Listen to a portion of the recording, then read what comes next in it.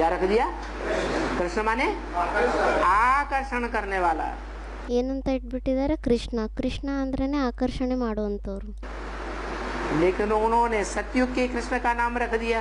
ಆದರೆ ಅವರಂತೂ ಸತ್ಯುಗದ ಕೃಷ್ಣದ ಹೆಸರನ್ನು ಇಟ್ಬಿಟ್ಟಿದ್ದಾರೆ. क्योंकि सतयुग त्रेता की हिस्ट्री फिर भी शास्त्रों में मिलती है. ಯಾಕೆಂದ್ರೆ ಸತ್ಯುಗ ತ್ರೇತಾಯುಗದ ಹಿಸ್ಟ್ರಿ ಆದರೂ ಶಾಸ್ತ್ರಗಳಲ್ಲಿ ಸಿಗುತ್ತೆ. लेकिन संगम युग की हिस्ट्री किसी शास्त्र में नहीं मिलती. ಆದರೆ ಸಂಗಮ ಯುಗದ ಹಿಸ್ಟ್ರಿ ಯಾವುದೇ ಶಾಸ್ತ್ರಗಳಲ್ಲಿ ಸಿಗಲ್ಲ. वो हिस्ट्री जो संगम युग में पार्ट बजाया है, ಆ ಹಿಸ್ಟ್ರಿ ಯಾವುದು ಸಂಗಮ ಯುಗದಲ್ಲಿ ನಾವು ಪಾತ್ರವನ್ನು ಮಾಡಿದ್ದೀವಿ, संगम युगी कृष्ण के रूप में, ಸಂಗಮ ಯುಗಿ ಕೃಷ್ಣನ ರೂಪದಲ್ಲಿ इसकी गोद में बैठ करके पार्ट बजाया है. ಯಾರ ಮಡಿಲಲ್ಲಿ ಕುತ್ಕೊಂಡ್ಬಿಟ್ಟು ಪಾತ್ರವನ್ನು ಮಾಡಿದ್ದೀವಿ.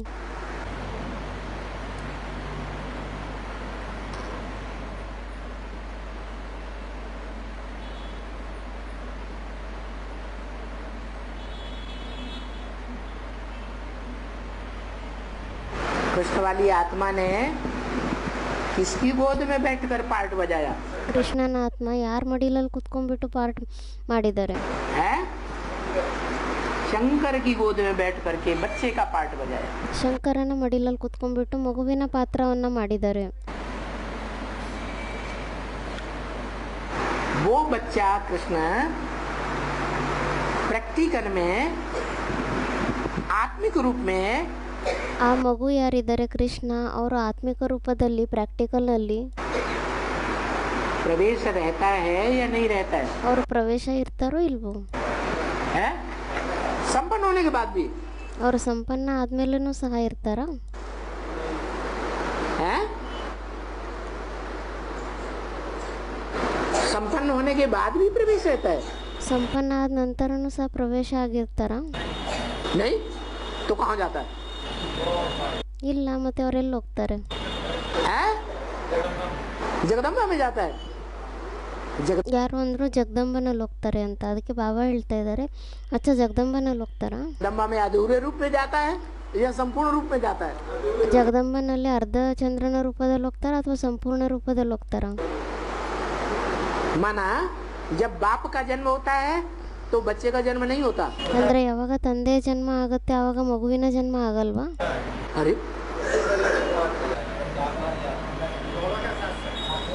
बच्चा जब संपूर्ण बनता है, हाथ पाँव नाक आँख कान 9 इंद्रियों से, ಮಗು ಯಾವಾಗ ಸಂಪೂರ್ಣ ಆಗುತ್ತೆ, ಕಣ್ಣು ಕಿವಿ ಮೂಗು ಬಾಯಿ ಕೈ ಕಾಲು ಎಲ್ಲ 9 ಇಂದ್ರಿಯಗಳಿಂದ ಯಾವಾಗ ಸಂಪೂರ್ಣ ಆಗ್ತಾರೆ, और संपूर्ण होकर के थोड़ा बड़ा हो जाता है, परिपूर्ण हो जाता है गर्भ, ಯಾವಾಗ ಮಗು ದೊಡ್ಡವನಾಗ್ಬಿಟ್ಟು ಪರಿಪೂರ್ಣ ಗರ್ಭ ಆಗೋಗುತ್ತೆ ಸಂಪೂರ್ಣವಾಗಿ, तब ही जन्म लेता है प्रत्यक्षता रूपी, या ಅವಾಗೆ ಪ್ರತ್ಯಕ್ಷ ರೂಪಿ ಜನ್ಮವನ್ನ ತಗೊಂತಾರ पहले ही जन्म लेता है. ಅಥವಾ ಮೊದಲೇ ಜನ್ಮ ತಗೊಂಡ್ಬಿಡ್ತಾರ? इसका मतलब 17-18 में वो आत्मा संपन्न नहीं बनती. ಇದರ ಅರ್ಥ 17-18ರಲ್ಲಿ ಆತ್ಮ ಸಂಪನ್ನ ಆಗೋದಿಲ್ಲ. बाप का प्रत्यक्षता जन्म है, ತಂದೆಯ ಪ್ರತ್ಯಕ್ಷತೆನೇ ಜನ್ಮ ಆಗಿದೆ. प्रत्यक्षता रूपी जन्म है तो बच्चे का नहीं है. ತಂದೆದು ಪ್ರತ್ಯಕ್ಷ ರೂಪಿ ಜನ್ಮ ಇದೆ ಅಂದ್ರೆ ಮತ್ತೆ ಮಗುವಿಂದೇನಿರಲ್ವಾ? तो जब बच्चे का जन्म है ಮತ್ತೆ ಯಾವಾಗ ಮಗುವಿನ ಜನ್ಮ ಆಗಿದೆ तो वो आत्मा संपूर्ण माने संपूर्ण चंद्रमा हो गई. ಅವಾಗ ಆತ್ಮ ಸಂಪೂರ್ಣ ಅಂದ್ರೆ ಸಂಪೂರ್ಣ ಚಂದ್ರ ಆಗೋಗ್ತಾರೆ. क्या हो गई? संपूर्ण चंद्रमा हो गई. ಏನಾಗೋಗ್ತಾರೆ? ಸಂಪೂರ್ಣ ಚಂದ್ರಮ ಆಗೋಗ್ತಾರೆ. तो संपूर्ण चंद्रमा कहाँ जाता है? ಮತ್ತೆ ಸಂಪೂರ್ಣ ಚಂದ್ರಮ ಎಲ್ಲಿ ಹೋಗ್ತಾರೆ? हाँ, ಯಾರೋ ಅಂದ್ರು ತಂದೆ ಶರೀರದಲ್ಲಿ ಅಂತ. ಅದಕ್ಕೆ ಬಾಬಾ ಹೇಳ್ತಾರೆ, ಹಾ वो ही राम बाप उसी में प्रवेश होकर के पाठ बजाता ಹಾ है. ಅದೇ ರಾಮ ತಂದೆ, ಅವರಲ್ಲೇ ಪ್ರವೇಶ ಮಾಡಿಬಿಟ್ಟು ಪಾತ್ರವನ್ನ ಮಾಡ್ತಾರೆ. वो राम बाप वाली आत्मा उसका पार्ट पूरा हुआ.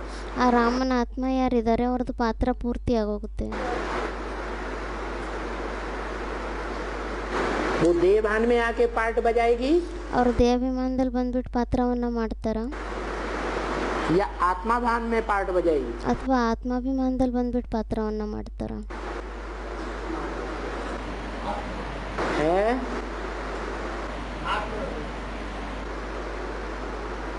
कैसा पार्ट बजाएगी? ಯಾವ ರೀತಿ ಪಾತ್ರವನ್ನ ಮಾಡ್ತಾರೆ? आत्मा आत्मिक स्थिति में सदा पार्ट बजाएगी। ಯಾವಾಗಲೂ ಅವ್ರ ಆತ್ಮಿಕ ಸ್ಥಿತಿಯಲ್ಲೇ ಪಾತ್ರವನ್ನು ಮಾಡ್ತಾರಾ? माने शूटिंग पूरी हो गई उस आत्मा की। ಅಂದರೆ ಆತ್ಮಂದು ಶೂಟಿಂಗ್ ಪೂರ್ತಿ ಆಗೋಯ್ತಾ? है सभी के लिए शूटिंग पूरी हो गई। ಎಲ್ಲರಿಗೋಸ್ಕರನೂ ಶೂಟಿಂಗ್ ಪೂರ್ತಿ ಆಗೋಗುತ್ತಾ? अरे शूटिंग तब तक चलती रहती है ड्रामा की, ಅದಕ್ಕೆ ಬಾಬಾ ಹೇಳ್ತಾ ಇದ್ದಾರೆ, ಅರೆ ಡ್ರಾಮಾದ ಶೂಟಿಂಗ್ ಅಲ್ಲಿವರೆಗೂ ನಡೀತಾ ಇರುತ್ತೆ जब तक संपूर्ण पक्की शूटिंग न हो जाए। ಎಲ್ಲಿವರೆಗೂ ಸಂಪೂರ್ಣ ಪಕ್ಕಾ ಶೂಟಿಂಗ್ ಆಗಲ್ಲ ಅಲ್ಲಿವರೆಗೂ। शूटिंग में थोड़ी भी रील में कमी रहेगी, ಶೂಟಿಂಗ್ನಲ್ಲಿ ರೀಲ್ನಲ್ಲಿ ಒಂದು ವೇಳೆ ಸ್ವಲ್ಪನಾದರೂ ಏನಾದರೂ ಕಡಿಮೆ ಆಗೋಗ್ಬಿಟ್ರೆ दोबारा शूट होती है। ಅವಾಗ ಅದು ಮತ್ತೆ ಇನ್ನೊಂದ್ಸತಿ ಶೂಟ್ ಆಗುತ್ತೆ। तो 17-18 में संपूर्ण शूटिंग 500 करोड़ की हो जाएगी। ಮತ್ತೆ 17-18ರಲ್ಲಿ ಸಂಪೂರ್ಣ ಶೂಟಿಂಗ್ ಆಗೋಗ್ಬಿಡುತ್ತಾ? फिर ಇಲ್ಲ, ಮತ್ತೆ शूटिंग चालू रहेगी या नहीं रहेगी? ಶೂಟಿಂಗ್ ನಡೀತಾ ಇರುತ್ತಾ ಅಥವಾ ಇಲ್ವೋ? शूटिंग चालू रहेगी। ಶೂಟಿಂಗ್ ಅಂತೂ ನಡೀತಾ ಇರುತ್ತೆ। और जब तक शूटिंग चालू रहेगी ಮತ್ತೆ ಎಲ್ಲಿವರೆಗೂ ಶೂಟಿಂಗ್ ನಡೀತಾ ಇರುತ್ತೆ तब तक रामकृष्ण की आत्माएं इस सृष्टि रूपी रंगमंच पर ಅಲ್ಲಿವರೆಗೂ ರಾಮಕೃಷ್ಣನ ಆತ್ಮ ಯಾರಿದ್ದಾರೆ ಅವರು ಈ ಸೃಷ್ಟಿ ರೂಪಿ ರಂಗಮಂಚದಲ್ಲಿ संपन्न स्टेज में पार्ट बजाएंगी या नहीं बजाएंगी? ಅವರು ಸಂಪನ್ನ ಸ್ಟೇಜ್ನಲ್ಲಿ ಪಾತ್ರವನ್ನು ಮಾಡ್ತಾರೋ ಇಲ್ವೋ? पार्ट भी बजाएंगी। ಅವ್ರ ಪಾತ್ರನೂ ಸಹ ಮಾಡ್ತಾರೆ।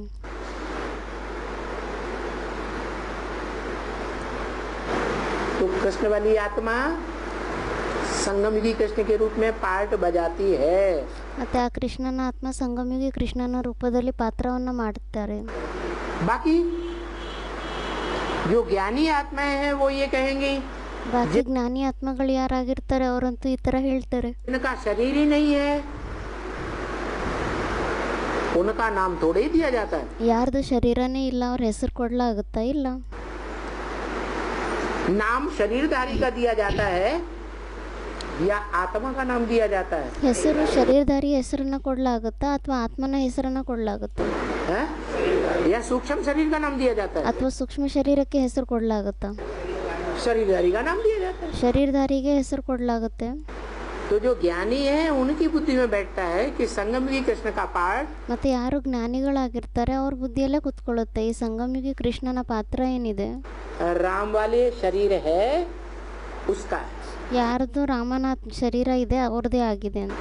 और जो ज्ञानी नहीं है माना रुद्रमाला के मण का नहीं है, ಮತ್ತೆ ಯಾರು ಜ್ಞಾನಿಗಳಾಗಿಲ್ಲ ರುದ್ರಮಾಲೆ ಮಣಿಗಳಾಗಿಲ್ಲ या उस कुल के नहीं है, ಅಥವಾ ಆ ಕುಲದವರಾಗಿಲ್ಲ, यथा राजा तथा प्रजा नहीं है, ಯಥಾ ರಾಜ ತಥಾ ಪ್ರಜೆಗಳಾಗಿಲ್ಲ, बाकी 4.5 लाख से बगैर जितनी भी मनुष्य आत्माएं हैं ಮತ್ತೆ ಆ 4.5 ಲಕ್ಷ ಆತ್ಮಗಳನ್ನ ಬಿಟ್ಟು ಇನ್ನೆಷ್ಟೇ ಆತ್ಮಗಳಿದ್ದಾರೆ वो कृष्ण को ही भगवान मानेंगे। ಅವರೆಲ್ಲರೂ ಕೃಷ್ಣನ್ಗೆ ಭಗವಂತ ಅಂತ ಒಪ್ಕೊಂತಾರೆ। दादा लेखराज वाली आत्मा को ही भगवान के रूप में मानेंगे। ದಾದಾ ಲೇಖರಾಜ್ ಬ್ರಹ್ಮನ ಆತ್ಮನೇ ಅವ್ರು ಭಗವಂತನ ರೂಪದಲ್ಲಿ ಮಾನ್ಯತೆ ಕೊಡ್ತಾರೆ। भले शरीर है या नहीं है, ಭಲೆ ಅವ್ರದ್ದು ಶರೀರ ಇದೆ ಅಥವಾ ಇಲ್ಲದೆ ಇರಲಿ, है शरीर तो 69 में ही खत्म हो गया। ಇದೇನ ಶರೀರ? ಇಲ್ಲ, ಶರೀರ ಅಂತೂ 69ರಲ್ಲೇ ನಷ್ಟ ಆಗೋಯ್ತು। तो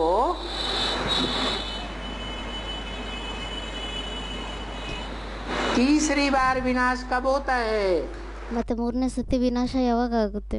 ब्राह्मणों की सृष्टि में। ಈ ಬ್ರಾಹ್ಮಣರ ಸೃಷ್ಟಿಯಲ್ಲಿ ಯಾವಾಗ ಆಗುತ್ತೆ ವಿನಾಶ? 2017-18 2017-18ರಲ್ಲಿ।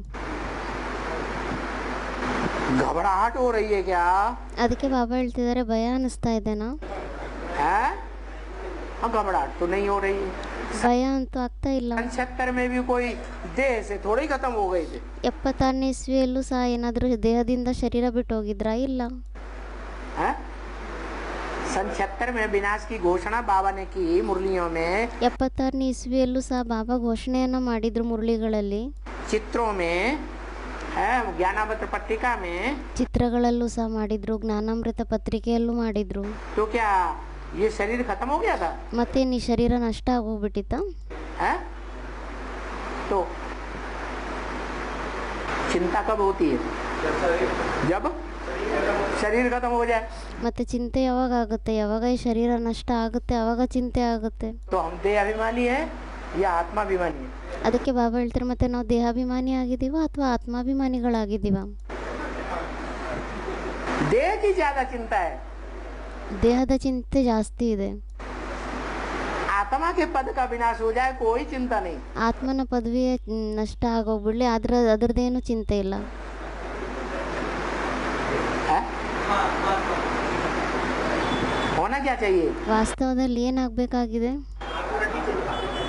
आत्मा की चिंता होनी चाहिए. ವಾಸ್ತವದಲ್ಲಿ ಆತ್ಮನ ಚಿಂತೆ ಇರಬೇಕಾಗಿದೆ. उसको कहेंगे पुरुष अर्थ. ಅದಕ್ಕೆ ಹೇಳಲಾಗುತ್ತೆ ಪುರುಷಾರ್ಥ ಅಂದ್ರೆ ಪುರುಷಾರ್ಥ. पुरुष माने आत्मा, अर्थ माने लिए. ಪುರುಷ ಅಂದ್ರೆ ಆತ್ಮ, ಅರ್ಥ ಅಂದ್ರೆ ಅದಕ್ಕೋಸ್ಕರ ಮಾಡುವಂಥದ್ದು. हम जो कुछ भी कर रहे हैं ಅಂದ್ರೆ ನಾವೇನೇ ಮಾಡ್ತಾ ಇದ್ದೀವಿ, कर्म ನಾವೇನೇ ಕರ್ಮವನ್ನ ಮಾಡ್ತಾ ಇದ್ದೀವಿ, बोल रहे हैं मुख से, ನಾವೇನೇ ಮುಖದಿಂದ ಹೇಳ್ತಾ ಇದ್ದೀವಿ, देख रहे हैं आंखों से, ಕಣ್ಣುಗಳಿಂದ ನೋಡ್ತಾ ಇದ್ದೀವಿ, संकल्प कर रहे हैं मन से, ಸಂಕಲ್ಪವನ್ನ ಮಾಡ್ತಾ ಇದ್ದೀವಿ ಮನಸ್ಸಿನಿಂದ, जो कुछ भी कर रहे हैं ನಾವೇನೇ ಮಾಡ್ತಾ ಇದ್ದೀವಿ किसके लिए करना चाहिए? आत्मा के लिए करना चाहिए. लेकिन ಯಾವುದಕ್ಕೋಸ್ಕರ ಮಾಡಬೇಕಾಗಿದೆ? ಆತ್ಮನಿಗೋಸ್ಕರ ಮಾಡಬೇಕಾಗಿದೆ. हम किसके लिए कर रहे हैं? ಆದರೆ ನಾವು ಯಾವುದಕ್ಕೋಸ್ಕರ ಮಾಡ್ತಾ ಇದ್ದೀವಿ? हैं? देखिए इसलिए निश्चिंत है. ದೇಹಕ್ಕೋಸ್ಕರ ಮಾಡ್ತಾ ಇದ್ದೀವಿ. हमारी देह तो खत्म होने वाली है नहीं अभी. ಅದಕ್ಕೆ ನಿಶ್ಚಿಂತರಾಗಿರ್ಬೇಕು. ಇವಾಗ ನಮ್ಮ ದೇಹ ಅಂತೂ ನಷ್ಟ ಆಗೋಂಥದ್ದಿಲ್ಲ. जैसे 76 में ब्राह्मणों की पुरानी दुनिया का विनाश हुआ था, ಯಾವ ರೀತಿ 76ನೇ ಇಸ್ವಿಯಲ್ಲಿ ಬ್ರಾಹ್ಮಣರ ಹಳೆ ಪ್ರಪಂಚದ ವಿನಾಶ ಆಗಿತ್ತು. लेकिन हमारी देह तो बरकरार रही. ಆದರೆ ನಮ್ಮ ದೇಹ ಅಂತೂ ಯಾವ ಥರ ಇತ್ತು ಅದೇ ಥರ ಇತ್ತು. हमें कोई चिंता नहीं हुई. ಅದ್ರ ನಮಗೇನು ಚಿಂತೆ ಆಗಿರಲಿಲ್ಲ. ऐसे अभी भी चिंता भले नहीं हुई, ಅದೇ ಥರ ಇವಾಗೂ ಸಹ ಚಿಂತೆ ಬಲೆ ಆಗಿಲ್ಲ. लेकिन एडवांस में आने से पहले अपनी मानसिक स्थिति को देखें. ಅಡ್ವಾನ್ಸ್ನಲ್ಲಿ ಬರೋದಕ್ಕಿಂತ ಮುಂಚೆ ನೀವು ನಿಮ್ಮ ಮಾನಸಿಕ ಸ್ಥಿತಿಯನ್ನು ನೋಡಿ. मानसिक स्थिति डावाडोल थी या कोई ठिकाना मिला था बुद्धि को? ಅಂದರೆ ನಮ್ಮ ಮಾನಸಿಕ ಸ್ಥಿತಿ ಏನಿದೆ ಅದು ಅಲ್ದಾಡ್ತಾ ಇತ್ತಾ ಅಥವಾ ಬುದ್ಧಿಗೆ ಏನಾದರೂ ಒಂದು ಸ್ಥಾನ ಸಿಕ್ಕಿತ್ತಾ? है डावाडोल थी. ಬುದ್ಧಿ ಅಲ್ದಾಡ್ತಾ ಇತ್ತು ಮೊದಲು. और जब मानसिक स्थिति डावाडोल थी माने आत्मा डोल रही थी. ಮಾನಸಿಕ ಸ್ಥಿತಿ ಅಲ್ದಾಡ್ತಾ ಇತ್ತು ಅಂದರೆ ಆತ್ಮ ಅಲ್ಲಾಡ್ತಾ ಇತ್ತು. आत्मा डोलायमान थी या अचल थी? ಆತ್ಮ ಅಲ್ಲಾಡ್ತಾ ಇತ್ತಾ ಅಥವಾ ಅಚಲಾಗಿ ಸ್ಥಿರವಾಗಿತ್ತ ಆತ್ಮ? डोलायमान थी. ಆತ್ಮ ಹಲ್ಚಲ್ನಲ್ಲಿ ಬರ್ತಾ ಇತ್ತು, ಅಲ್ಲಾಡ್ತಾ ಇತ್ತು. अब जब आत्मा डोलायमान होती है मन चंचल होता है. ಮತ್ತೆ ಯಾವಾಗ ಆತ್ಮ ಅಲ್ದಾಡ್ತಾ ಇರುತ್ತೆ, ಮನಸ್ಸು ಯಾವಾಗ ಚಂಚಲ ಆಗಿರುತ್ತೆ, मन कंट्रोल से बाहर हुआ, ಮನಸ್ಸೇ ನಮ್ಮದು ಕಂಟ್ರೋಲ್ಗಿಂತ ಹೊರಗಡೆ ಆಗೋಗ್ಬಿಡ್ತು ಅಂದರೆ, कोई ठिकाना नहीं था, तो इससे साबित होता है ಮನಸ್ಸಿಗೆ ಯಾವುದು ಸ್ಥಾನ ಅನ್ನೋದು ಸ್ಥಿರವಾಗಿರುವಂಥ ಸ್ಥಾನನೇ ಸಿಕ್ಕಿಲ್ಲ ಅಂದರೆ ಇದರಿಂದ ಮತ್ತೆ ಏನು ಸಿದ್ಧ ಆಗುತ್ತೆ? कि हम संगम युग में मौज में थे या परेशानी महसूस कर रहे थे. ಮತ್ತೆ ನಾವು ಸಂಗಮ ಯುಗದಲ್ಲಿ ಮೌಜ್ನಲ್ಲಿದ್ವಾ, ಖುಷಿಯಲ್ಲಿ, ಅಥವಾ ಕಷ್ಟದ ಅನುಭವ ಮಾಡ್ಕೊತಾ ಇದ್ವಾ? फिर जब एडवांस में आए ಮತ್ತೆ ಯಾವಾಗ ನಾವು ಅಡ್ವಾನ್ಸ್ನಲ್ಲಿ ಬರ್ತೀವಿ तो मौज में अनुभव करने लगे ಅವಾಗ ನಾವು ಮತ್ತೆ ಖುಷಿಯಲ್ಲಿ ಅನುಭವ ಮಾಡ್ಲಿಕ್ಕೆ ಆರಂಭ ಮಾಡಿದ್ವಾ या परेशानी का अनुभव किया? ಅಥವಾ ಕಷ್ಟದ ಅನುಭವ ಮಾಡ್ಕೊಂಡ್ವಾ? मौज में अनुभव करने लगे. ನಾವು ಮೌಜಿನಲ್ಲಿ ಖುಷಿಯಲ್ಲಿರುವಂಥ ಅನುಭವನ ಮಾಡ್ಕೊತಾ ಇದ್ವಿ. और बाबा भी यही कहते हैं, ಮತ್ತೆ ಬಾಬಾನು ಸಹ ಇದೇ ಹೇಳ್ತಾರೆ, सारा संगम युग है मौजों का युग. ಇಡೀ ಸಂಗಮ ಯುಗನೇ ಆಗಿದೆ ಮೋಜಿನ ಯುಗ. क्या? पूरा संगम युग मौजों का युग है. ಪೂರ್ತಿ ಸಂಗಮ ಯುಗನೇ ಮೋಜಿನ ಯುಗ ಆಗಿದೆ. जितनी मनसा से मौज मनाएंगे ಎಷ್ಟು ನಾವು ಮನಸ್ಸಿನಿಂದ ಮೋಜ್ನಲ್ಲಿರ್ತೀವಿ, ಖುಷಿಯಲ್ಲಿರ್ತೀವಿ, उतना जन्म जन्मांतर सुखी रहेंगे. ಅಷ್ಟೇ ನಾವು ಜನ್ಮ ಜನ್ಮಾಂತರ ಸುಖಿಯಾಗಿರ್ತೀವಿ.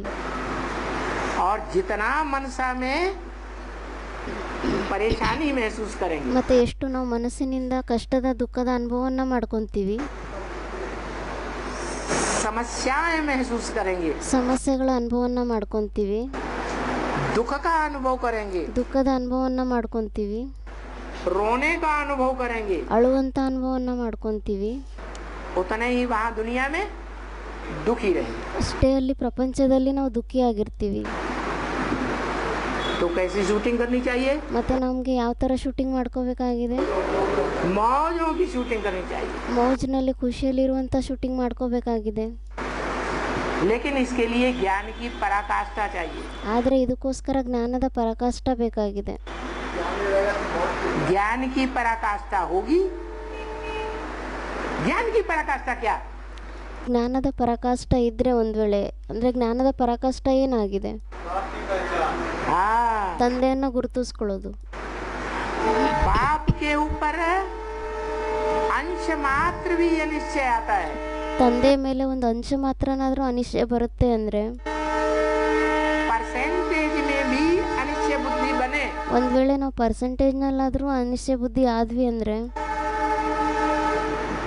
माने मौज में नहीं है। ಅಂದರೆ ನಾವು ಮೋಜ್ನಲ್ಲಿಲ್ಲ, ಖುಷಿಯಲ್ಲಿಲ್ಲ. ये नहीं कहा जाता कि 99% हमारा बाप है। ಈ ಥರ ಹೇಳೋಕ್ಕಾಗೋದಿಲ್ಲ 99% ನಮ್ಮ ತಂದೆ ಆಗಿದ್ದಾರೆ. हो सकता है 1% न हो। ಈ ಥರ ಆಗ್ಬೋದು, 1% ಇಲ್ಲ, ಆ ಥರ ಇರ್ಬೋದು. कहेंगे ಈ ಥರ ಹೇಳಲಾಗುತ್ತಾ? है तो 100% है। ಇದ್ರೆ ಒಂದು ವೇಳೆ 100% ಆಗಿರ್ತಾರೆ. नहीं है तो नहीं। ಇಲ್ಲ ಅಂದರೆ ಮತ್ತೆ ಇಲ್ಲ. तो ज्ञान की पराकाष्ठा चाहिए। ಮತ್ತೆ ಜ್ಞಾನದ ಪರಾಕಾಷ್ಠ ಬೇಕಾಗಿದೆ. ऐसी पराकाष्ठा में ಮತ್ತೆ ಈ ಥರ ಜ್ಞಾನದ ಪರಾಕಾಷ್ಠನಲ್ಲಿ कभी भी क्या हाँ बेचैनी का अनुभव नहीं करेंगे। ಯಾವತ್ತೂ ತೊಂದರೆಯ ಒಂದು ಅನುಭವ ಆಗೋದಿಲ್ಲ, ಆರಾಮಾಗಿರ್ತಾರೆ. सदा चैन में रहेंगे। ಯಾವಾಗಲೂ ಚೈನ್ನಲ್ಲಿ ಅಂದರೆ ಆರಾಮಲ್ಲಿರ್ತಾರೆ. अमन चैन में रहेंगे।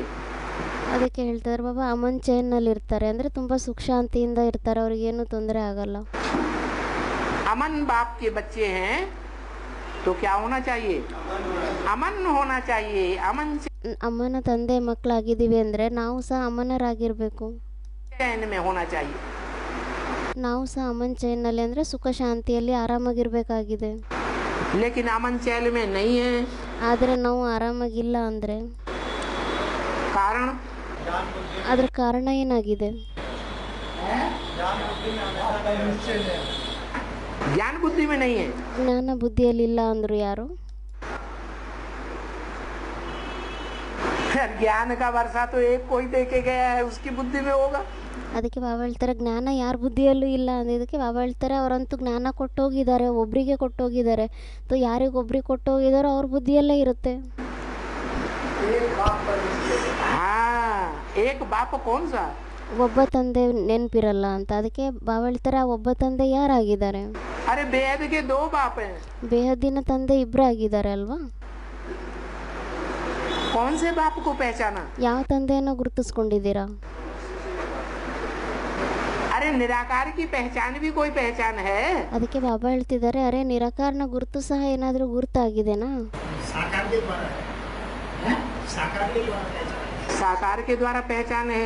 ಸಾಕಾರನ ಮುಖಾಂತರ ಗುರುತಾಗಿದೆ. तो साकार के द्वारा जो पहचान है, ಮತ್ತೆ ಸಾಕಾರನ ಮುಖಾಂತರ ನಾವು ಏನು ಗುರುತಿಸ್ಕೊಳ್ಳಕ್ಕೆ ಆಗುತ್ತೆ? उस पहचान को कोई कानों में बात डालता है। ಮತ್ತೆ ಆ ಗುರುತಿಸ್ಕೊಳ್ಳೋ ಮಾತೇನಿದೆ ಅದನ್ನು ಸಾಕಾರದಲ್ಲಿ ಯಾರಾದರೂ ಕಿವಿಯಲ್ಲಿ ಆ ಮಾತನ್ನು ಹಾಕ್ಕೊಂತಾರ? और हिल तो नहीं जाते हैं। ಯಾರಾದರೂ ಅಲ್ಲಾಡೋದಿಲ್ಲ ತಾನೆ?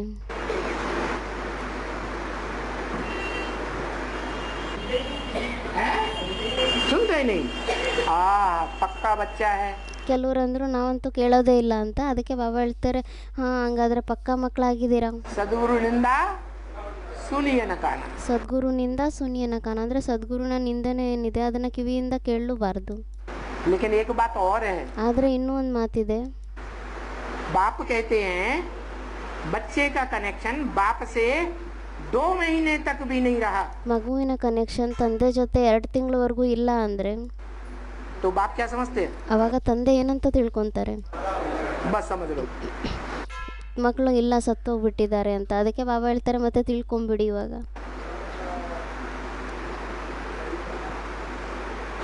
जब से ज्ञान में आए हैं ಯಾವಾಗಿನಿಂದ ನಾವು ಜ್ಞಾನದಲ್ಲಿ ಬಂದಿದ್ದೀವಿ तब से लेकर के हम अखंड बच्चे बन के रहे हैं।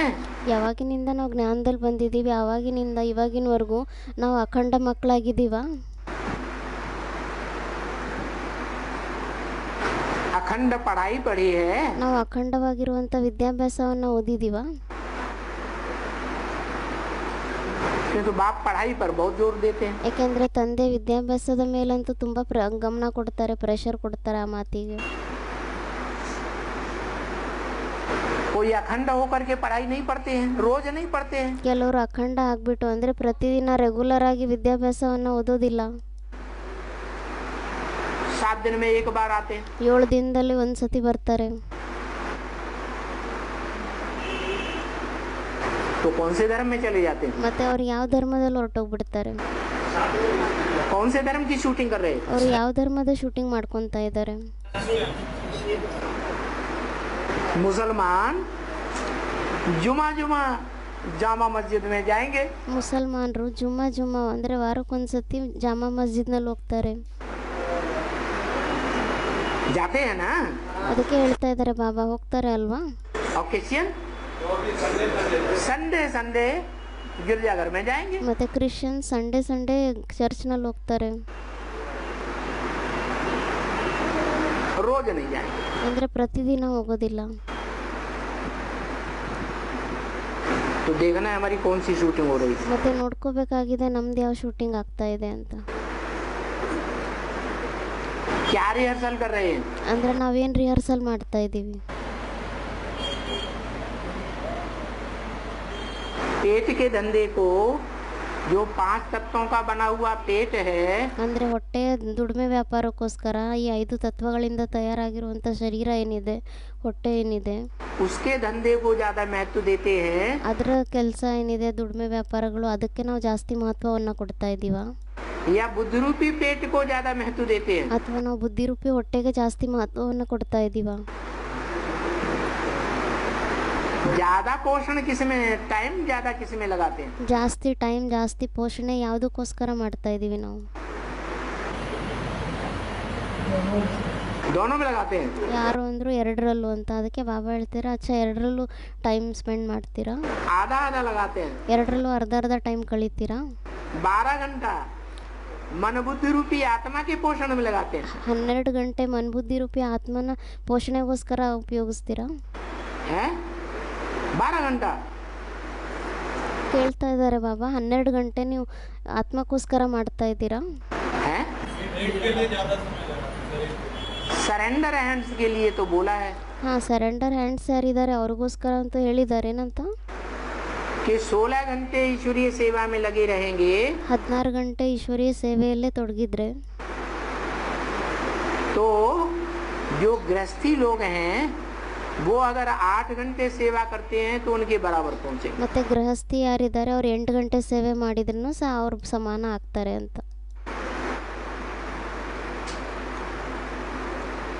क्या?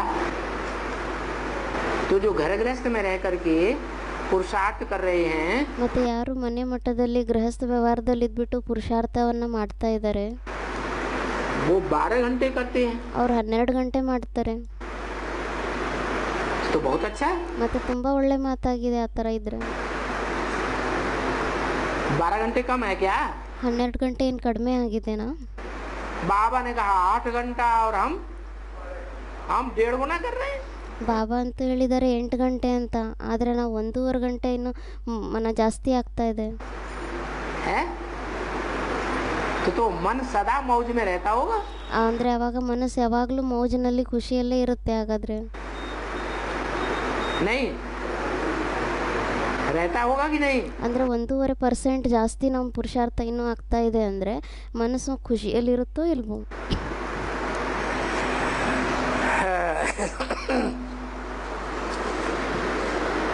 तो बोला क्या फैसला हुआ?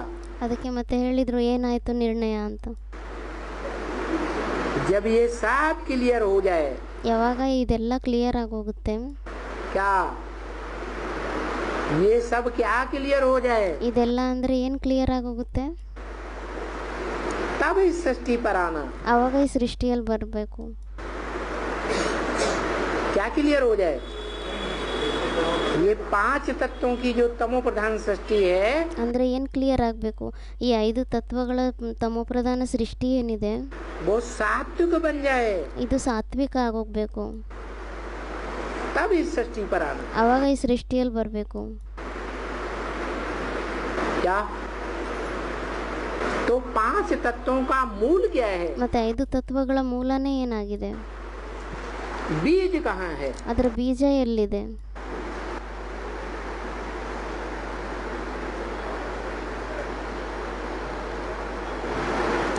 500 करोड़ आत्माओं का बीज कहाँ है? 500 ಕೋಟಿ ಆತ್ಮಗಳ ಬೀಜ ಎಲ್ಲಿದೆ?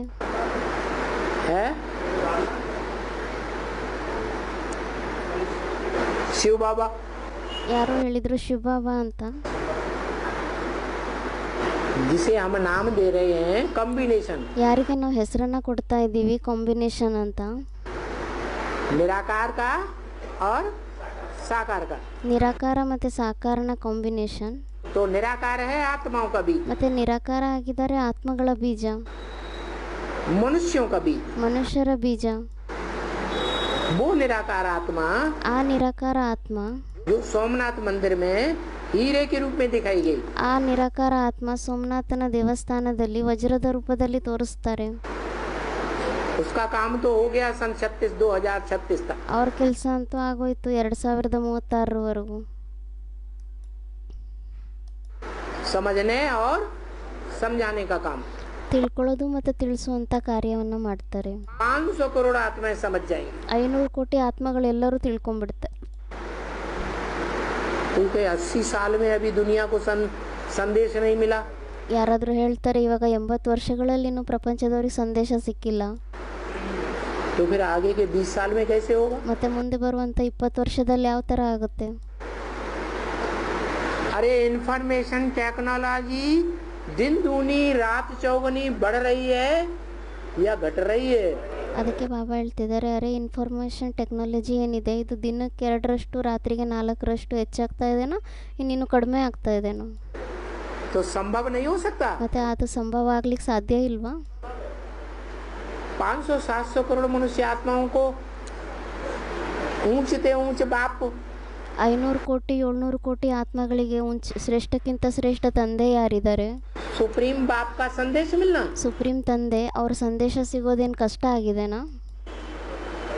हेवनली गॉड फादर का संदेश, ಹೆವೆನ್ಲಿ ಗಾಡ್ ಫಾದರಿನ ಸಂದೇಶ कि वो हेवनली गॉड फादर इस सृष्टि पर हेवन बनाने के लिए आया। ಅಂದರೆ ಆ ಹೆವೆನ್ಲಿ ಗಾಡ್ ಫಾದರ್ ಯಾರಿದ್ದಾರೆ ಅವ್ರು ಈ ಸೃಷ್ಟಿಯಲ್ಲಿ ಹೆವೆನನ್ನು ಸ್ವರ್ಗವನ್ನು ಸ್ಥಾಪನೆ ಮಾಡಲಿಕ್ಕೋಸ್ಕರ ಬಂದಿದ್ದಾರೆ।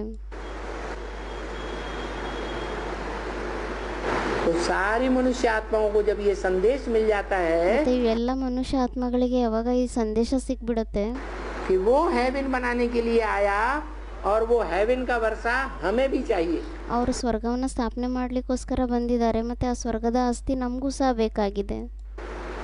कोई ऐसी मनुष्य आत्मा है ಯಾರಾದರೂ ಈ ರೀತಿ ಮನುಷ್ಯ ಆತ್ಮಗಳಿದ್ದಾರಾ? जो ये न चाहे कि हमें सुख नहीं चाहिए? ಯಾರಾದರೂ ಈ ಥರ ಇಷ್ಟಪಡ್ತಾರಾ ನಮಗೆ ಸುಖ ಬೇಕಾಗಿಲ್ಲ ಅಂತ? हमें तो दुख की दुनिया ही चाहिए। ನಮಗಂತೂ ದುಃಖದ ಪ್ರಪಂಚನೇ ಬೇಕಾಗಿದೆ। 500-700 करोड़ मनुष्यों में से कोई ऐसी आत्मा होगी? 500-700 ಕೋಟಿ ಆತ್ಮಗಳಲ್ಲಿ ಯಾರಾದರೂ ಈ ಥರ ಆತ್ಮ ಇದ್ದಾರಾ? है? कोई नहीं होगी। ಯಾರೂ ಇರೋದಿಲ್ಲ ಆ ಥರ। माने कम से कम एक जन्म की जीवन मुक्ति हर मनुष्य आत्मा को चाहिए। ಅಂದರೆ ಕಡಿಮೆಗಿಂತ ಕಡಿಮೆ ಒಂದು ಜನ್ಮಕ್ಕೋಸ್ಕರ ಆದರೂ ಜೀವನ್ ಮುಕ್ತಿ ಪ್ರತಿಯೊಬ್ಬ ಆತ್ಮಗಳಿಗೂ ಬೇಕಾಗಿದೆ। एक जन्म के लिए सुख की दुनिया हर मनुष्य आत्मा को चाहिए। ಒಂದು ಜನ್ಮಕ್ಕೋಸ್ಕರ ಸುಖದ ಪ್ರಪಂಚ ಎಲ್ಲ ಮನುಷ್ಯ ಆತ್ಮಗಳಿಗೂ ಬೇಕಾಗಿದೆ। तो एक जन्म का सुख का वर्षा वो सभी को मिलता है। ಮತ್ತು ಆ ಒಂದು ಜನ್ಮಕ್ಕೋಸ್ಕರ ಸುಖದ ಆಸ್ತಿ ಎಲ್ಲ ಆತ್ಮಗಳಿಗೂ ಸಿಗುತ್ತೆ।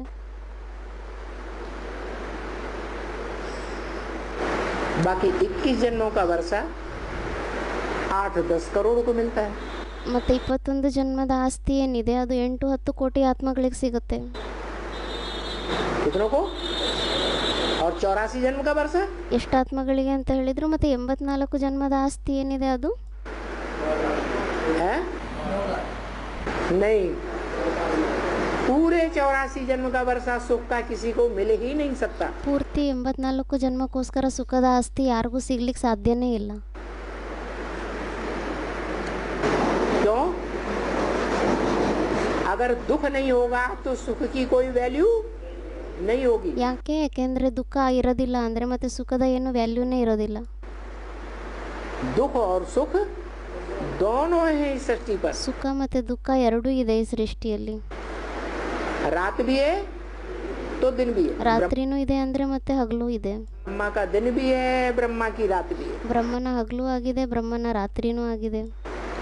तो ये ब्रह्मा का दिन लाने के लिए ಮತ್ತೆ ಈ ಬ್ರಹ್ಮನ ಹಗಲನ್ನ ತರ್ಲಿಕ್ಕೋಸ್ಕರ भगवान बाप इस सृष्टि पर तुम बच्चों को निमित्त बनाता है। ಭಗವಂತ ತಂದೆ ಈ ಸೃಷ್ಟಿಯಲ್ಲಿ ನಿಮ್ಮ ಮಕ್ಕಳನ್ನ ನಿಮಿತ್ತರನ್ನಾಗಿ ಮಾಡ್ತಾರೆ. ये 4.5 लाख बीज हैं। ಇವರು 4.5 ಲಕ್ಷ ಆತ್ಮಗಳು ಬೀಜ ಆಗಿದ್ದಾರೆ. जो सतयुग से आज से लेकर के कलयुग के अंत तक दुनिया में जितनी भी राजाइयाँ होंगी, ಅಂದ್ರೆ ಸತ್ಯುಗದ ಆದಿಯಿಂದ ಕಲಿಯುಗದ ಅಂತ್ಯದವರೆಗೂ ಪ್ರಪಂಚದಲ್ಲಿ ಎಷ್ಟೇ ರಾಜಾಯಿ ನಡೆಯುತ್ತೆ, उन राजाइयों के बीज वहां तक भी चलेंगे। ಆ ರಾಜಾಯಿಯ ಬೀಜ ಏನಿದೆ ಅದು ಅಲ್ಲಿವರೆಗೂ ಸಹ ನಡೆಯುತ್ತೆ. वो बीज रूप आत्माएं हैं जो राजयोग बल से क्या लेती हैं? ಅಂದ್ರೆ ಆ ಬೀಜರೂಪ ಆತ್ಮಗಳೇ ಆಗಿದ್ದಾರೆ. ಅವರು ರಾಜಯೋಗದ ಶಕ್ತಿಯಿಂದ ಏನ್ ತಗೊಂತಾರೆ? राजाई की शक्ति प्राप्त करती है, ರಾಜಾಯಿಯ ಶಕ್ತಿಯನ್ನ ಪಡ್ಕೊಂತಾರೆ योग बल से। यथा राजा तथा प्रजा। ಯೋಗ ಬಲದಿಂದ ಪಡಿತಾರೆ. ಅದಕ್ಕೆ ಹೇಳಲಾಗುತ್ತೆ ಯಥಾ ರಾಜ ತಥಾ ಪ್ರಜಾ ಅಂತ. तो इस सृष्टि पर हम कब लौटेंगे? ಮತ್ತೆ ಈ ಸೃಷ್ಟಿಯಲ್ಲಿ ನಾವು ಯಾವಾಗ ತಲುಪ್ತೀವಿ? 2036-37 के बाद 2036-37 ನಂತರ ಯಾವಾಗ ನಾವು ಈ ಸೃಷ್ಟಿಯಲ್ಲಿ ವಾಪಸ್ ಬರ್ತೀವಿ? तुरंत लौटेंगे या टाइम लगेगा? ತಕ್ಷಣ ಬರ್ತೀವಾ ಅಥವಾ ಏನಾದರೂ ಟೈಮ್ ಹಿಡಿಯತ್ತಾ? है? तुरंत आएंगे। तुरंत 5 तत्वों की जो सृष्टि है, ತಕ್ಷಣ ಬರ್ತೀವಾ ಅಂತ ಕೇಳ್ತಾ ಇದ್ದಾರೆ ಬಾಬಾ. पृथ्वी जलवायु अग्नि आकाश जो एकदम तमो प्रधान बन गए, 5 ತತ್ವಗಳ ಪೃಥ್ವಿ ಏನಿದೆ, ಪೃಥ್ವಿ ಜಲ ವಾಯು ಅಗ್ನಿ ಆಕಾಶ ಉಳ್ಳುವಂಥ ಪೃಥ್ವಿ ಏನಿದೆ, ಇದು ಪೂರ್ತಿ ತಮೋ ಪ್ರಧಾನ ಆಗೋಗ್ಬಿಟ್ಟಿದೆ. वो सतो प्रधान बन जाएंगे। ಅದು ಸತೋಪ್ರಧಾನ ಆಗ್ಬಿಡತ್ತ ತಕ್ಷಣ? बन जाएंगे। ಕೇಳ್ತಾ ಇದ್ದಾರೆ ಬಾಬಾ, ತಕ್ಷಣ ಎಲ್ಲ ಸತೋಪ್ರಧಾನ ಆಗೋಗ್ಬಿಡತ್ತಾ? अरे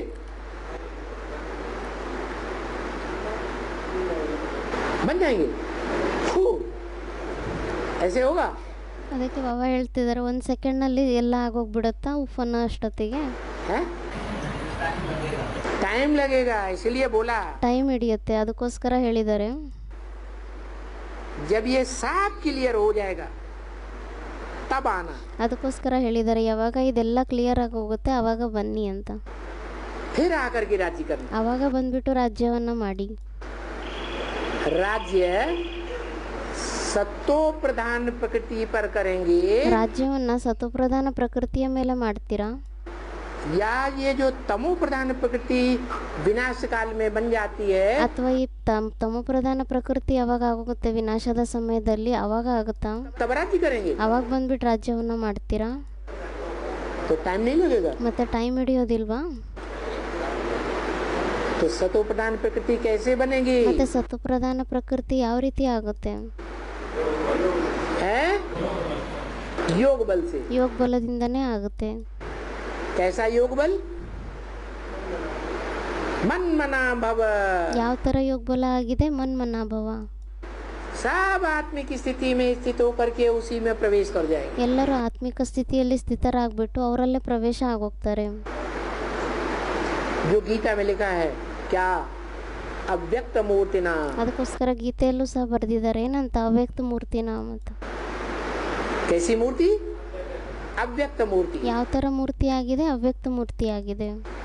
अरे मूर्ति साकार होती है या अव्यक्त होती है? ಮೂರ್ತಿ ಸಾಕಾರ ಆಗಿರುತ್ತಾ ಅಥವಾ ಅವ್ಯಕ್ತ ಆಗಿರುತ್ತಾ? साकार होती है। ಮೂರ್ತಿ ಸಾಕಾರನೇ ಆಗಿರುತ್ತೆ. अव्यक्त माने जो न दिखाई पड़े। ಅವ್ಯಕ್ತ ಅಂದ್ರೆ ಏನು ಕಾಣಿಸೋದಿಲ್ಲ ಈ ಕಣ್ಣುಗಳಿಂದ. व्यक्त माने जो दिखाई पड़े। ವ್ಯಕ್ತ ಅಂದ್ರೆ ಏನು ಕಾಣಿಸುತ್ತೆ ಅದು. तो लिंग साकार है या निराकार? ಅದಕ್ಕೆ ಬಾಬಾ ಹೇಳ್ತಾ ಇದ್ದಾರೆ, ಮತ್ತೆ ಲಿಂಗ ಏನಿದೆ ಇದು ಸಾಕಾರ ಆಗಿದೆನಾ ಅಥವಾ ನಿರಾಕಾರ ಆಗಿದೆನಾ? फिर अव्यक्त मूर्ति कैसे? ಸಾಕಾರ ಆಗಿದೆ ಅಂದ್ರು ಯಾರು? ಅದಕ್ಕೆ ಬಾಬಾ ಹೇಳ್ತಾರೆ, ಮತ್ತೆ ಅದು ಹಾಗಾದ್ರೆ ಅವ್ಯಕ್ತ ಮೂರ್ತಿ ಅಂತ ಯಾವ ತರ ಹೇಳಲಾಗುತ್ತೆ ಅವರಿಗೆ? हाँ, अव्यक्त इसलिए कि इंद्रियां हैं। ಅವ್ಯಕ್ತ ಅಂತ ಯಾಕೆ ಹೇಳಲಾಗುತ್ತೆ ಅವರಿಗೆ? ಯಾಕೆಂದ್ರೆ ಇಂದ್ರಿಯಗಳಂತೂ ಇದೆ. लेकिन वो इंद्रियां ऐसी स्टेज बना ली है इंद्रियों वाले ने, ऐसी मनसा की स्टेज बनाई बुद्धि की। ಅವರು ಮನಸ್ಸಿಂದು ಬುದ್ಧಿದು ಆ ಥರ ಸ್ಟೇಜನ್ನು ಮಾಡ್ಕೊಂಡ್ಬಿಟ್ಟಿದ್ದಾರೆ. ಆ ಇಂದ್ರಿಯಗಳಿದ್ರೇನೂ ಸಹ कि वो इंद्रियां याद ही नहीं आती। ಆ ಇಂದ್ರಿಯಗಳು ಅವರಿಗೆ ನೆನಪೇ ಬರೋದಿಲ್ಲ. ಆ ಥರ ಅವರು ತಮ್ಮ ಮನ್ಬುದ್ಧಿಯ ಸ್ಟೇಜನ್ನು ಮಾಡ್ಕೊಂಡ್ಬಿಟ್ಟಿದ್ದಾರೆ. इंद्रियों का रस, इंद्रियों का सुख अनुभव ही नहीं करता। ಇಂದ್ರಿಯಗಳ ರಸ, ಅದರ ಸುಖವನ್ನು ಅವರು ಅನುಭವನೇ ಮಾಡ್ಕೊಳ್ಳೋದಿಲ್ಲ. तो जब अनुभव ही नहीं करेगा तो कर्म बंधन बंधेगा। ಮತ್ತೆ ಯಾವಾಗ ಅವ್ರ ಇಂದ್ರಿಯಗಳ ಸುಖವನ್ನು ಅನುಭವಿಸೋದೇ ಇಲ್ಲ, ಮತ್ತೆ ಅವಾಗ ಅವರಿಗೆ ಕರ್ಮ ಬಂಧನ ಆಗುತ್ತಾ? नहीं बनेगा। ಕರ್ಮದ ಬಂಧನನೇ ಆಗಲ್ಲ ಅವ್ರಿಗೆ. वो स्टेज दिखाई गई है कि उसमें लिंग में ಆ ಸ್ಟೇಜನ್ನು ತೋರಿಸಿದ್ದಾರೆ. ಏನಂತ? ಆ ಲಿಂಗದಲ್ಲಿ प्रकृति का भी बीज है, ಪ್ರಕೃತಿದು ಸಹ ಬೀಜ ಇದೆ. उस शरीर में ಆ ಶರೀರದಲ್ಲಿ ಪ್ರಕೃತಿದು ಬೀಜ ಇದೆ. जो लिंग रूप दिखाया गया, ಅದನ್ನೇ ಲಿಂಗ ರೂಪ ಅಂತ ತೋರಿಸಿದ್ದಾರೆ. और उसमें आत्मा भी है। ಮತ್ತೆ ಅದರಲ್ಲಿ ಆತ್ಮನೂ ಸಹ ಇದೆ. दोनों बरकरार हैं। 5000 वर्ष की सृष्टि में ಈ 5000 ವರ್ಷದ ಸೃಷ್ಟಿಯಲ್ಲಿ ಇಬ್ರು ಸಹ ಇದ್ದಾರೆ या नहीं बरकरार रहते? ಅಥವಾ ಇರೋದಿಲ್ವಾ ಕೇಳ್ತಾ ಇದ್ದಾರೆ ಬಾಬಾ. दोनों बरकरार रहते ಇಬ್ರು ಪರ್ಮನೆಂಟ್ ಆಗಿರ್ತಾರೆ. और वो 5 तत्वों का जो शरीर है, ಮತ್ತೆ 5 ತತ್ವಗಳ ಶರೀರ ಏನಿದೆ, जो शरीर प्रकृति का पुतला ಯಾವ ಶರೀರ ಪ್ರಕೃತಿಯ ಗೊಂಬೆ ಆಗಿದೆ, है या नहीं? ಇದೇನೋ ಇಲ್ವೋ? प्रकृति का पुतला कैसा? ಪ್ರಕೃತಿಯ ಗೊಂಬೆ ಯಾವ ತರ ಆಗಿದೆ? जिसने सारी सृष्टि का विनाश करा दिया। ಯಾರು ಇಡೀ ಸೃಷ್ಟಿಯ ವಿನಾಶವನ್ನ ಮಾಡಿಸ್ಬಿಡ್ತಾರೆ. जगत माता जैसा है या नहीं? ಜಗತ್ ಮಾತಾ ಯಾರಿದ್ದಾರೆ ಅವ್ರ ತರ ಇದಾರೋ ಇಲ್ವೋ? अरे जगदम्बा जैसा है या नहीं? ಅದಕ್ಕೆ ಬಾಬಾ ಕೇಳ್ತಾ ಇದ್ದಾರೆ, ಜಗದಂಬನ್ ತರ ಇದೇನೋ ಇಲ್ವೋ? जगदम्बा क्या करती है? ಜಗದಂಬ ಏನ್ ಮಾಡ್ತಾರೆ? तो प्रधान बनती है तो ಜಗದಂಬ ಯಾವಾಗ ತಮೋ ಪ್ರಧಾನ ಆಗ್ತಾರೆ ಅವಾಗ ಅವ್ರು ಏನ್ ಮಾಡ್ತಾರೆ? सारी सृष्टि का विनाश कराती है। ಇಡೀ ಸೃಷ್ಟಿಯ ವಿನಾಶ ಮಾಡ್ತಾರೆ. वो तो चैतन्य मनुष्य आत्माओं का विनाश कराने के निमित्त है। ಅವರಂತೂ ಚೈತನ್ಯ ಮನುಷ್ಯ ಆತ್ಮಗಳ ವಿನಾಶ ಮಾಡ್ಲಿಕ್ಕೋಸ್ಕರ ನಿಮಿತ್ತ ಆಗಿದ್ದಾರೆ. लेकिन ये परम ब्रह्म, ಆದ್ರೆ ಈ ಪರಂಬ್ರಹ್ಮ 5 जड़ तत्वों का भी विनाश होता है। 5 ಜಡತತ್ವಗಳ ವಿನಾಶವನ್ನು ಮಾಡ್ತಾರೆ. इतना विशाल रूप में नहीं रहेंगे। ಇಷ್ಟು ವಿಶಾಲ ರೂಪದಲ್ಲಿರೋದಿಲ್ಲ. वो सारे जड़ तत्व योग बल से, योग माने प्यार, ಆ ಎಲ್ಲ ಜಡತತ್ವ ಏನಿದೆ ಅದು ಯೋಗ ಬಲದಿಂದ. ಯೋಗ ಬಲ ಅಂದ್ರೆ ಏನು? ಪ್ರೀತಿ. स्नेह, ಪ್ರೀತಿ ಅಂತ ಹೇಳಿ, ಸ್ನೇಹ ಅಂತ ಹೇಳಿ. स्नेह के बल से सात्विक बनेंगे। ಆ ಸ್ನೇಹದ ಶಕ್ತಿಯಿಂದ ಸಾತ್ವಿಕ ಆಗುತ್ತೆ ಎಲ್ಲ. जो यादगार है ಅದಕ್ಕೋಸ್ಕರ ನೆನಪಾರ್ಥನೂ ಸಹ ಇದೆ. कि ऋषियों मुनियों के आश्रम में शेर और बकरी एक घाट पानी पीते थे। ಏನಂತ ಇದೆ ನೆನ್ಗಾಯನೆ, ಋಷಿ ಮುನಿಗಳ ಆಶ್ರಮದಲ್ಲಿ ಹುಲಿ ಮತ್ತೆ ಕುರಿ ಒಂದೇ ಕೊಳದಲ್ಲಿ ನೀರು ಕುಡಿತಾ ಇತ್ತು ಅಂತ. शेर बकरी जड़तुमयी बुद्धि वाले हैं ಹುಲಿ ಮತ್ತೆ ಕುರಿ ಜಡತ್ವ ಬುದ್ಧಿ ಉಳ್ಳುವಂಥದ್ದಾಗಿದೆನಾ या मनुष्यों जैसी चैतन्य बुद्धि ಅಥವಾ ಮನುಷ್ಯರ ಥರ ಚೈತನ್ಯ ಬುದ್ಧಿ ಆಗಿದೆನಾ? है? जड़त्वमयी बुद्धि होते हुए भी ಜಡತ್ವ ಬುದ್ಧಿ ಇದ್ರೂ ಸಹ वो आत्माएं मनुष्यों के वातावरण के प्रभाव में आकर के ಆ ಆತ್ಮಗಳು ಮನುಷ್ಯರ ವಾತಾವರಣದ ಪ್ರಭಾವದಲ್ಲಿ ಬಂದ್ಬಿಟ್ಟು मनुष्यों जैसे ही वातावरण की बुद्धि बन जाती है। ಮನುಷ್ಯರ ವಾತಾವರಣ ಯಾವ ಥರ ಇದೆ ಅದೇ ಥರ ಅವ್ರ ಬುದ್ಧಿನೂ ಆಗೋಗ್ಬಿಡುತ್ತೆ. तो ये 500-700 करोड़ मनुष्य आत्माएं ಮತ್ತು ಈ 500-700 ಕೋಟಿ ಮನುಷ್ಯ ಆತ್ಮಗಳು आत्मिक स्थिति में जब एक जगह इकट्ठी हो जाएंगी ಮತ್ತು ಎಲ್ಲರೂ ಆತ್ಮಿಕ ಸ್ಥಿತಿಯಲ್ಲಿ ಒಂದೇ ಸ್ಥಾನದಲ್ಲಿ ಯಾವಾಗ ಒಟ್ಟಿಗೆ ಸೇರ್ಕೊಂಡ್ಬಿಡ್ತಾರೆ, एक बिंदु रूप में ಒಂದು ಬಿಂದು ರೂಪ ಸ್ಟೇಜ್ನಲ್ಲಿ ಯಾವಾಗ ಸ್ಥಿತ ಆಗೋಗ್ತಾರೆ, तो जो 5 तत्वों का जो शरीर है पुतला बीज रूप में ಆವಾಗ ಬೀಜ ರೂಪದಲ್ಲಿ 5 ತತ್ವಗಳ ಗೊಂಬೆ ಏನಿದೆ ಶರೀರ, वो सात्विक बनेगा या नहीं बनेगा? ಆವಾಗ ಅದು ಸಾತ್ವಿಕ ಆಗುತ್ತೋ ಇಲ್ವೋ? टाइम लगेगा, ऐसे ही नहीं 36 के बाद कृष्ण का जन्म हो जाएगा। तो ಆಗುತ್ತೆ, ಆದರೆ ಟೈಮ್ ಹಿಡಿಯುತ್ತೆ. ಆ ಥರ ಅಲ್ಲ 36ನೇ ಇಸ್ವಿ ನಂತರ ತಕ್ಷಣ ಕೃಷ್ಣನ ಜನ್ಮ ಆಗೋಗುತ್ತೆ.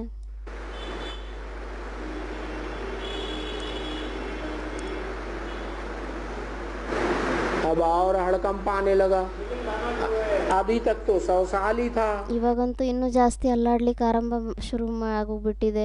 ಇಲ್ಲಿವರೆಗೂ ಅಂತೂ 36ನೇ ಇಸ್ವಿ ಅಂತ ಅಷ್ಟೇ ಹೇಳ್ತಾ ಇದ್ರು,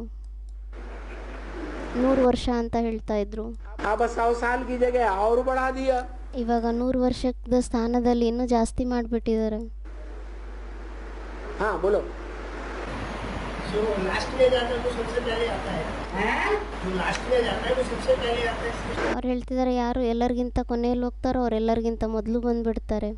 हाँ लास्ट में जाता है वो सबसे पहले आएगा ही। ಅದಕ್ಕೆ ಬಾಬಾ ಹೇಳ್ತಿದ್ದಾರೆ ಹಾಂ ಯಾರು ಲಾಸ್ಟ್ನಲ್ಲಿ ಹೋಗ್ತಾರೋ ಅವರೆಲ್ಲರಿಗಿಂತ ಮುಂಚೆ ಬಂದ್ಬಿಡ್ತಾರೆ. शुरुआत हो गई, शुरुआत हो गई, वही आएगा। तो ಅವರೇ ಬರ್ತಾರೆ, ಆರಂಭ ಆಗುತ್ತೆ ಅವರಿಂದ. कब आएगा? जब उसका अपना शरीर सत्व प्रधान बने। ಅವ್ರು ಯಾವಾಗ ಬರ್ತಾರೆ, ಯಾವಾಗ ಅವ್ರ ತಮ್ಮ ಶರೀರ ಏನಿದೆ ಅದು ಸತ್ವಪ್ರಧಾನ ಆಗುತ್ತೆ ಅವಾಗೇ ಬರ್ತಾರೆ. लिंग सत्व प्रधान बने, ಅವರ ಲಿಂಗ ಸತ್ವಪ್ರಧಾನ ಆಗುತ್ತೆ. ये तो सबसे पहले बनता है। बन जाता है कि इतनी जल्दी बन जाता है? ಯಾರು ಅಂದರು ಎಲ್ಲರಿಗಿಂತ ಮುಂಚೆ ಅವ್ರದ್ದೇ ಆಗುತ್ತೆ ಅಂತ. ಅದಕ್ಕೆ ಬಾಬಾ ಹೇಳ್ತಿದ್ದಾರೆ ಹಾಂ ಆಗುತ್ತೆ, ಆದರೆ ಏನು ಇಷ್ಟು ಬೇಗ ಆಗೋಗ್ಬಿಡುತ್ತಾ? बन जाता है, हैं? बन जाता है। ಇಷ್ಟು ಬೇಗ ಸತ್ವಪ್ರಧಾನ ಆಗ್ಬಿಡುತ್ತಾ ಅಂತ ಕೇಳ್ತಾ ಇದ್ದಾರೆ ಬಾಬಾ. लिंग से अपने आप शरीर बन जाएगा। ಲಿಂಗದಿಂದ ಅದಷ್ಟಕ್ಕದೇ ಶರೀರ ತಯಾರಾಗೋಗ್ಬಿಡುತ್ತಾ? अरे वो साकार शरीर भी बर्फ में दबेगा या नहीं दबेगा? ಅದಕ್ಕೆ ಬಾಬಾ ಹೇಳ್ತಿದ್ದಾರೆ ಅರೆ ಆ ಸಾಕಾರ ಶರೀರ ಏನಿದೆ ಅದು ಸಹ ಬರ್ಫ್ನಲ್ಲಿ ಮಂಜುಗಡ್ಡೆಯಲ್ಲಿ ಇರುತ್ತೋ ಇಲ್ವೋ?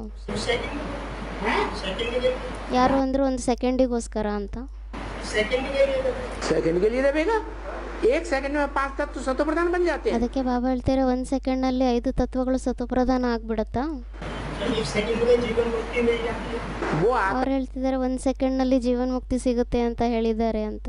आत्मा के लिए बात है, ಅದಕ್ಕೆ ಬಾಬಾ ಹೇಳ್ತಿದ್ದಾರೆ ಅದು ಆತ್ಮನಿಗೋಸ್ಕರ ಹೇಳಿರುವಂಥ ಮಾತಾಗಿದೆ, जीवन के लिए बात है, ಜೀವನಕ್ಕೋಸ್ಕರ ಹೇಳಿರೋ ಮಾತು. जीवन मुक्ति की बात है। ಅಂದರೆ ಜೀವನ್ ಮುಕ್ತಿ 1 ಸೆಕೆಂಡ್ನಲ್ಲಿ ಸಿಗುತ್ತೆ ಅಂತ ಹೇಳೋ ಮಾತಾಗಿದೆ. जीवित होने की बात है, ಅಂದರೆ ಜೀವಿತವಾಗಿರುವಂಥ ಮಾತಾಗಿದೆ. 5 तत्वों की बात नहीं है। 5 ತತ್ವಗಳ ಮಾತಲ್ಲ. वो प्रैक्टिस करते करते आत्मा जब ऐसी योग की प्रैक्टिस में तीखी बन जाएगी, ಆ ಥರ ಪ್ರಾಕ್ಟೀಸ್ ಮಾಡ್ತಾ ಮಾಡ್ತಾ ಆತ್ಮ ಯಾವಾಗ ಯೋಗದ ಪ್ರಾಕ್ಟೀಸ್ನಲ್ಲಿ ಈ ಥರ ತೀಕ್ಷ್ಣರಾಗಿ ಪಕ್ಕ ಆಗೋಗ್ಬಿಡ್ತಾರೆ, कि 1 सेकंड में नीचे से ऊपर चली जाए। 1 ಸೆಕೆಂಡ್ನಲ್ಲಿ ಆತ್ಮ ಕೆಳಗಡೆಯಿಂದ ಮೇಲೆ ಹೊರಟೋಗ್ಬಿಡ್ತಾರೆ. अभी अभी साकारी, अभी अभी निराकारी, ಇವಾಗ ಸಾಕಾರಿ, ಇವಾಗ ನಿರಾಕಾರಿ, ऐसी स्टेज हो जाए ಆ ಥರ ಸ್ಟೇಜ್ ಆಗೋಗ್ಬಿಡುತ್ತೆ. तब 1 सेकंड की बात। ಆವಾಗ ಹೇಳಲಾಗುತ್ತೆ 1 ಸೆಕೆಂಡಿನ ಮಾತು ಅಂತ. वो चैतन्य आत्मा की बात है, ಅದಂತೂ ಚೈತನ್ಯ ಆತ್ಮನ ಮಾತಾಗಿದೆ, जड़ शरीर की बात नहीं है। ಜಡ ಶರೀರದ ಮಾತಲ್ಲ. जड़ शरीर योग की प्रैक्टिस करेगा? ಜಡ ಶರೀರ ಏನಿದೆ ಅದು ಯೋಗದ ಪ್ರಾಕ್ಟೀಸ್ ಮಾಡುತ್ತಾ? नहीं करेगा। ಮಾಡೋದಿಲ್ಲ. हाँ, जड़त्व बुद्धि वाले जो प्राणी हैं ಹಾಂ, ಯಾರು ಜಡತ್ವ ಬುದ್ಧಿ ಉಳ್ಳುವಂಥ ಪ್ರಾಣಿಗಳಾಗಿದ್ದಾರೆ ಮನುಷ್ಯರು, वो भी प्रेम का अनुभव करते हैं या नहीं करते हैं? ಅವರು ಸಹ ಪ್ರೀತಿಯ ಅನುಭವವನ್ನು ಮಾಡ್ತಾರೋ ಇಲ್ವೋ? हैं? करते हैं। ಅವರು ಸಹ ಪ್ರೀತಿಯ ಅನುಭವವನ್ನು ಮಾಡ್ಕೊತಾರೆ. ಹಿತ ಅನಹಿತ ಪಶು ಪಕ್ಷಿಯು ಜಾನ. ಅದಕ್ಕೋಸ್ಕರ ಹೇಳ್ತಾರೆ ಅಲ್ವಾ, ಹಿತ ಅನಹಿತ ಪಶು ಪಕ್ಷಿಯು ಜಾನ ಅಂದರೆ ನಮ್ಮ ಹಿತೈಷಿ ಆಗಿದ್ದಾರೆ ಅಥವಾ ನಮಗೆ ಅಹಿತ ಮಾಡೋರು ಅಂದರೆ ತೊಂದರೆ ಕೊಡೋರು ಆಗ ಯಾರು ಅಂತ ಈ ಪಶು ಪಕ್ಷಿಗಳಿಗೂ ಸಹ ಗೊತ್ತಾಗುತ್ತೆ. जो पशु पक्षी जिनमें मन मनन चिंतन मंथनशील नहीं है, ಅಂದರೆ ಯಾವ ಪಶು ಪಕ್ಷಿಗಳು ಯಾರಲ್ಲಿ ಮನಸ್ಸೇ ಇಲ್ಲ, ಮನನ್ ಚಿಂತನೆ ಮಂಥನೆ ಮಾಡುವಂಥ ಸ್ಟೇಜೇ ಇಲ್ಲ ಅವ್ರ ಹತ್ರ, वो पशु पक्षी भी जानते हैं कि ये हमारा हित करने वाला है, ये अहित करने वाला नहीं है. ಅವರು ಸಹ ತಿಳ್ಕೊತಾರೆ ಇವರು ನಮಗೆ ಹಿತ ಮಾಡುವಂಥವ್ರು, ನಮಗೆ ಒಳ್ಳೆಯದನ್ನು ಮಾಡುವಂಥವ್ರಾಗಿದ್ದಾರೆ, ಇವ್ರು ನಮ್ಗೆ ಕೆಟ್ಟದನ್ನು ಬಯಸೋದಿಲ್ಲ ಅಂತ ಅವ್ರಿಗೂ ಸಹ ಅರ್ಥ ಆಗುತ್ತೆ. ये ऋषि मुनियों का आश्रम ऐसा है जहाँ हमारा कोई कल्याण नहीं हो ಈ सकता. ಋಷಿ ಮುನಿಗಳ ಆಶ್ರಮ ಆ ಥರ ಇದೆ, ಇಲ್ಲಿ ನಮ್ದೇನು ಅಕಲ್ಯಾಣ ಆಗ್ಲಿಕ್ಕೆ ಸಾಧ್ಯನೇ ಇಲ್ಲ. वो नजदीक भी जाएंगे मनुष्य के, ऋषियों मुनियों के, ಅವರು ಹತ್ರನಾದರೂ ಹೋಗ್ತಾರೆ, ಮನುಷ್ಯರ ಹತ್ರ ಅಥವಾ ಋಷಿ ಮುನಿಗಳ ಹತ್ರ ಹೋಗ್ತಾರೆ. तो इसलिए नजदीक जाएंगे कि ये हमारे हितैषी हैं. ಅವ್ರು ಯಾಕೆ ಹತ್ರ ಹೋಗ್ತಾರೆ? ಯಾಕೆಂದರೆ ಅವ್ರಿಗೆ ಗೊತ್ತಿರುತ್ತೆ ಇವ್ರು ನಮಗೇನು ಕಷ್ಟ ಕೊಡಲ್ಲ, ತೊಂದರೆ ಕೊಡಲ್ಲ, ಇವ್ರು ನಮಗೆ ಒಳ್ಳೆಯದನ್ನೇ ಮಾಡ್ತಾರೆ ಅಂತ. हमारे शत्रु नहीं है. ಇವ್ರು ನಮ್ಮ ಶತ್ರು ಆಗಿಲ್ಲ. ओम शांति. ಓಂ ಶಾಂತಿ. ಇವತ್ತಿಂದು ವಿಸಿಡಿ ನಂಬರ್ ಆಗಿತ್ತು 2343 ಖಗಡಿಯಾ ಬಿಹಾರ್. ಮುರಳಿ ತಾರೀಕಾಗಿತ್ತು 10-11-66. ಇನ್ನೊಂದು ಮುರಳಿ 5-11-66. ನುಡಿಸಿರುವಂಥ ತಾರೀಖು 25/5/2017. ಓಂ ಶಾಂತಿ.